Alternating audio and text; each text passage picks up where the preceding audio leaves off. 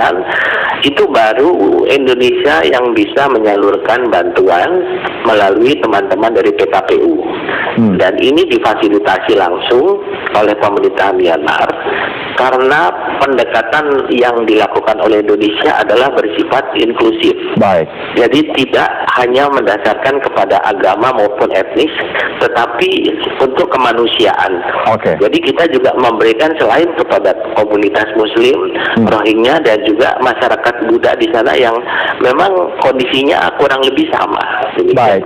Pak, itu mohon ditahan lebih dahulu. Saya akan ke Prof. Hikmahanto. Prof. Hikmahanto, langkah yang ditempuh oleh pemerintah Indonesia, sudah bertemu Kofi Annan, kemudian bertemu Aung San Suu Kyi, ada bantuan kemanusiaan. Sudahkah ini cukup atau perlu ada langkah extraordinary step begitu untuk Indonesia berperan lebih jauh?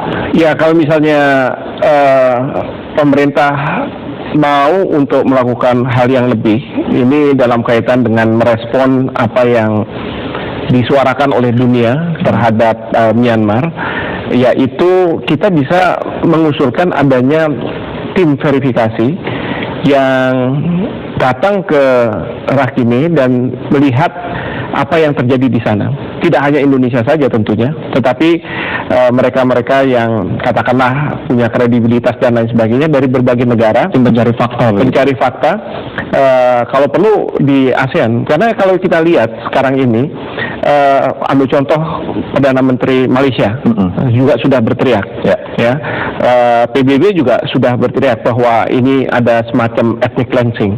Nah, tapi kan dari sisi lain, dari pemerintah Myanmar, mereka mengatakan, oh ini tidak.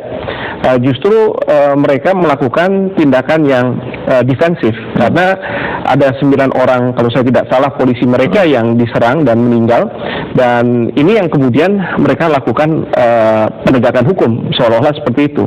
Penegakan hukum, tapi justru malah terlalu lebih jauh begitu. Iya, masyarakat internasional. Dari internasional bahwa ini dijadikan legitimasi untuk melakukan ethnic cleansing, kan begitu. Karena tadi sudah disampaikan oleh Duta Besar Myanmar bahwa mereka-mereka ini kan tidak dianggap sebagai warga negara Myanmar.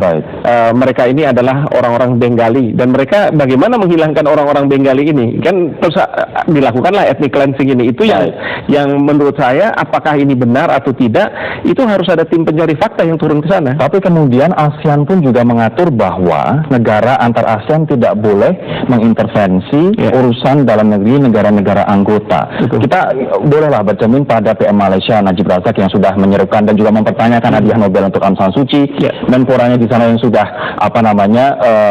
meminta ASEAN untuk meninjau ulang keanggotaan Myanmar begitu, walaupun kita juga tidak tahu kalau alasannya mereka politis karena menjelang pemilu begitu.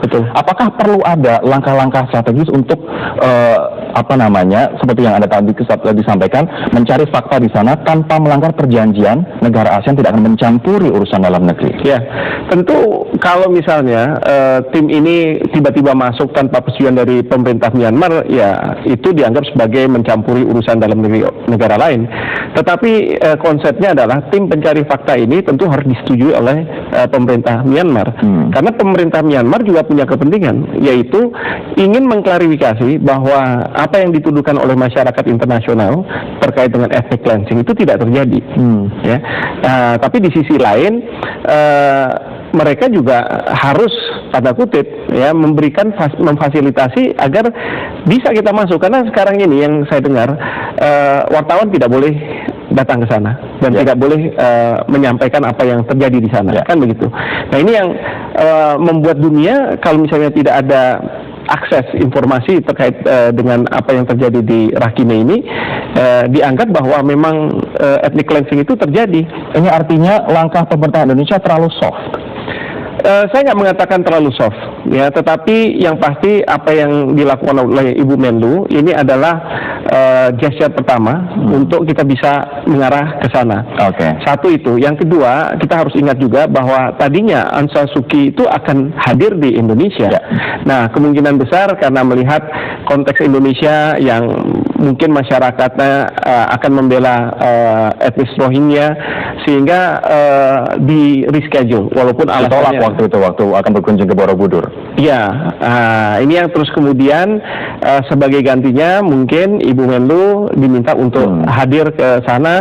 Tetapi bagus juga karena Ibu Menlu yang saya baca dari media menyampaikan keprihatinan ya Indonesia terhadap apa yang terjadi di Myanmar. Baik, Pak Ito, apakah ada kemudian setelah bertemu dengan Aung San Suu Kyi, setelah Presiden Jokowi bertemu dengan pemimpin dari advisory team yakni Kofi Annan, mantan sekjen dari PBB, akan mengarah ke pembentukan tim pencari fakta ASEAN untuk mencari tahu apa yang sebenarnya terjadi di Rakhine State ini, Pak? Apakah mengarah ke sana nantinya?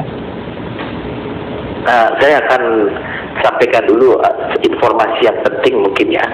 Karena setelah pasca tanggal 9 Oktober, itu pada tanggal 2 dan 3 Desember, saya dan 7 duta besar negara-negara diplomat dari negara Eropa, Amerika, EU, dan dari ASEAN hanya saya sendiri, kita difasilitasi berangkat langsung ke 15 desa langsung yang terlibat dalam konflik, dan kita melihat juga ke tempat pos polisi perbatasan.